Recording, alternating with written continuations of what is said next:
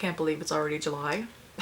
This year is going by way too fast, but a new month means a new TBR, and I have a whole bunch of books that I want to get to this month. I am going on vacation in a few days. I'm going to California next weekend, and while I don't think I'll have a lot of time to read while I'm actually there, I will have, I think it's a 4-hour flight each way, so I'll have lots of time to read on the plane. But yeah, let's get into the books that I'm hoping to read this month. As per usual, I am mostly a mood reader, so this entire TBR could very easily change. And I could read nothing on here, but right now at least these are the ones that I'm in the mood for. So for some library books first, my hold for Cleat by Meryl Wilsner came in recently. I have that over audio. Also, pardon the lighting, the sun's coming in and out right now, so this is gonna happen a lot. It's just gonna go from dark to light. Sorry in advance. I will do my best to adjust my camera as we go. So Cleat is a sapphic sports rom-com. I'm assuming a soccer romance. I know nothing about sports. I think you wear cleats for soccer. Maybe. I'm gonna assume it's soccer. I'm really not a sports person. I don't care about them like whatsoever, except for Formula 1. I do love that. But other than that, I really don't care for sports. I really have no interest in sports romance either, but I do like this author. I've read her other 2 books as well, and they are both fantastic. So I wanted to give this one a try as well, see if I like it. And then I took out physically A Short History of Misogyny by Jules Gill-Peterson. This one I meant to read during June for Pride Month, but I didn't have the time for it, so I'm going to pick it up this month. It's a nice short one as well too, so it shouldn't take me too long. The title is pretty self-explanatory. It's a short history of misogyny. So while it's a short book, it might be a pretty heavy one, so it might take me a little bit to get through, but I have access to this one until I think the 13th is when it's due back. Maybe. Either way, I've got like 2 weeks to read it, so I'll get through it. And then for Tome Topple, I have 2 books out still. I'm filming this on the 1st, so there's still 1 more week left of Tome Topple. I took out The Spear Cuts Through Water. This is one of those books that I'm like weirdly terrified of. I don't know why, because it sounds like it'd be right up my alley. The tagline for this book says that it's 2 warriors shepherd an ancient god across broken land to end the tyrannical reign of a royal family. That sounds fantastic to me. I did start it a couple days ago, but I ended up falling asleep on like page 3.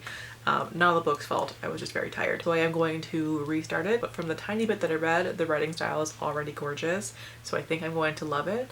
I just really hope that I can find the audiobook somewhere, because a big chunky book like that, I'm definitely going to struggle without the audiobook, so hopefully I can find it. And then I also took out Silver Under Nightfall. I have read The Bone Witch by this author and I hated it. It was like one of the worst books that I ever read, but I love vampires. I don't really know what the plot of this one is, to be honest. I kind of forget. I just know that it's vampires. Something to do with a vampire hunter as well. Oh yeah, so it's about a vampire hunter who is half vampire himself. And apparently it's also very queer too, so even better. The Buzzword challenge for July is a unit of measurement. So I'm going to read Half a Soul by Olivia Atwater. This one is a Regency fantasy romance about a girl who was cursed by a fairy and she only has half a soul. And then I think it's like a man that nobody likes takes interest in her and she gets wrapped up in like a whole bunch of fairy stuff. I'm not really sure where it's gonna go, but I've heard that it's very cozy and I've heard people raving about it for a long time, so I thought I would give it a try. Also, the cover is so beautiful as well. I love it. Speaking of beautiful covers, I'm going to be reading Where the Dark Stands Still by A.B. Poranek with the Cozy Quill book club over on Fable. This cover is beautiful.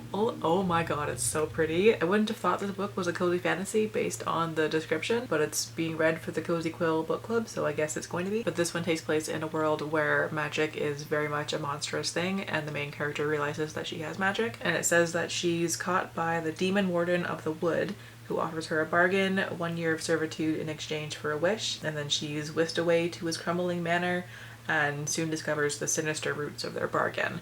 So it sounds really fun. I can't wait to get to this one. I'm always down for some dark, creepy forest magic, and this one sounds like it'll have that, so fingers crossed that I end up loving it. It's gotten some mixed reviews so far, so hopefully I like it. And then I recently posted a video talking about the books that I want to read this summer, so I do want to try and get a couple off of there. I really want to get to A Lady for a Duke by Alexis. I've had this book on my TBR for so long and I haven't picked it up yet, but I'm really in the mood for historical romance right now And this one is very much that. This one is about a trans woman who, I think during the war or something like that, she fakes her own death in order to be able to live her life publicly as a woman. But years go by and she hears that her former best friend has never gotten over her. He's been grieving this whole time, and so she goes and befriends him as herself, but he has no idea that is the same person, and things go from there. This one sounds so good. I really hope that I like it. I just read Mortal Follies by this author a couple weeks ago and I really did not like it, but I have faith that I'm going to love this one.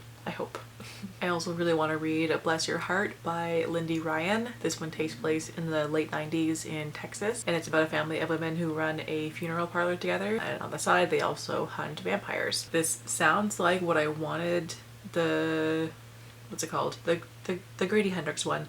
The Southern Book Club's Guide to Slaying Vampires. This one sounds like what I wanted that book to be. It sounds like it's going to be something that I'm going to adore, so hopefully I'll get to that one very soon. And then I'm really in the mood for some mermaid books, so I'm hoping to pick up Out of the Blue by Jason June. This one's about a teenage mermaid who has to go and help a human, so I think it's like all teenage mermaids have to like go through some sort of quest where they have 1 month to help a human in some significant way in order to become like a full-fledged mermaid. So they find this boy who's just been dumped by his boyfriend, and the two of them, I think they agree to like fake date to try and make the ex-boyfriend jealous, and we all know how that goes. So it sounds really cute and light and fun, so I think I'm going to love this one. It sounds like it would be a great beach read, so I'm gonna look for it at my library. And then aside from those ones, I really want to focus on some sequels this month as well. I was doing really well with keeping up with sequels and like getting my series list down. I was down to less than 10 ongoing series, and then I don't know the number right now, but it's definitely more than 10.